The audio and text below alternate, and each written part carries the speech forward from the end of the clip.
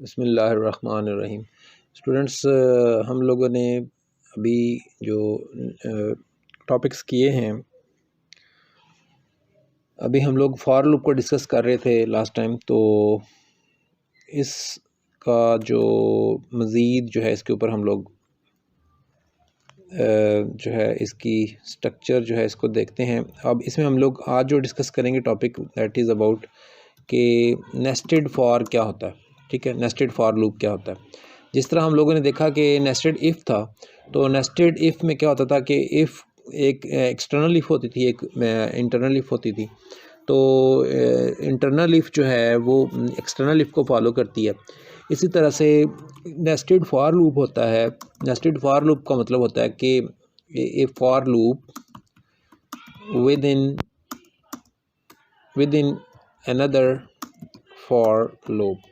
तो for loop के अंदर एक और अगर लूप चला दिया जाए, दैट इज़ फॉर लूप के अंदर एक और फॉर लूप चला दिया जाए, तो इस सिचुएशन को कहते हैं नेस्टेड फॉर। अब हम इसको देखते हैं कैसे काम करता है।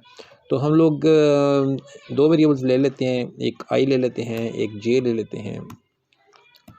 तो आई को हम एक एक्सटर्नल लूप के लिए यूज़ करेंगे, जे को इंटरनल लूप के लिए यूज़ करेंगे। तो for I is equal to 1, I is less than और इक्वल टू 3।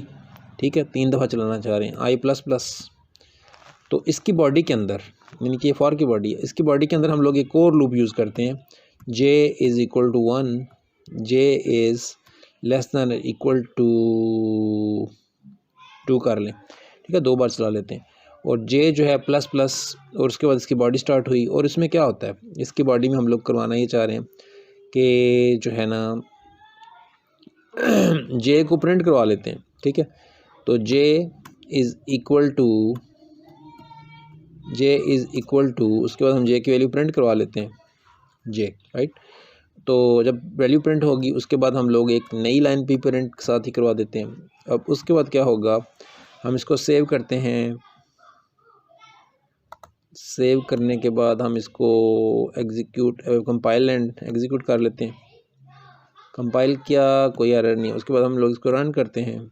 तो यू कैन सी कि हमारा जो जे है उसकी वैल्यू दिखाई जा रही है।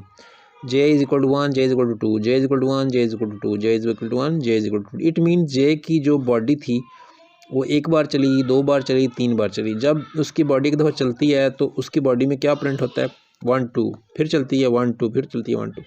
तो जे जो है ये वाला जो लूप है ये क्या कर रहा है, ये 1 और 2, 1 और 2, 1 और 2 को प्रिंट करवा रहा है।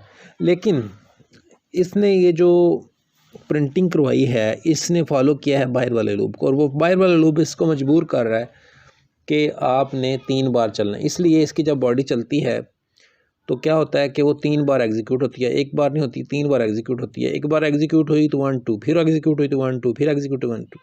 तो इट मीन जो अंदर वाला लूप है वो अपना काम 3 बार रिपीट कर रहा है। ठीक है ना, उसने करना तो एक दफ़ा ही था कि 1 और 2 प्रिंट करता, लेकिन उसको फिर कहा जा रहा है कि फिर प्रिंट करो, फिर प्रिंट। तो 3 बार वो करता है, इसलिए 3 बार बाहर वाला लूप जो है एक दफ़ा चलता है। जब एक बार चलता है तो इसके अंदर जो है इंटरनल लूप जो है वो 2 बार चलता है।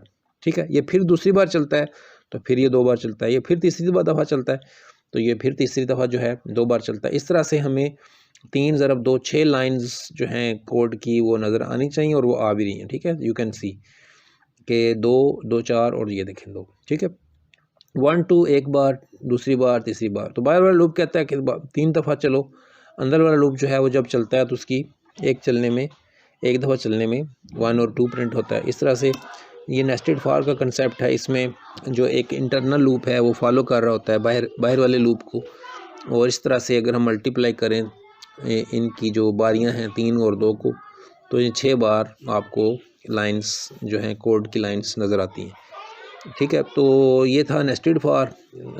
हम लोग फॉर की बेस के ऊपर एक टेबल बनाने के लिए प्रोग्राम करेंगे। ठीक है, तो थोड़ा सा क्योंकि उसमें कॉम्प्लिकेशन है कि हम लोग उसको थोड़ा सा डिस्कस करेंगे, इसलिए हम लोग वो नेक्स्ट अपनी जो वीडियो है उसके अंदर करेंगे। तो आज के लिए इतना ही। अल्लाह हाफिज़।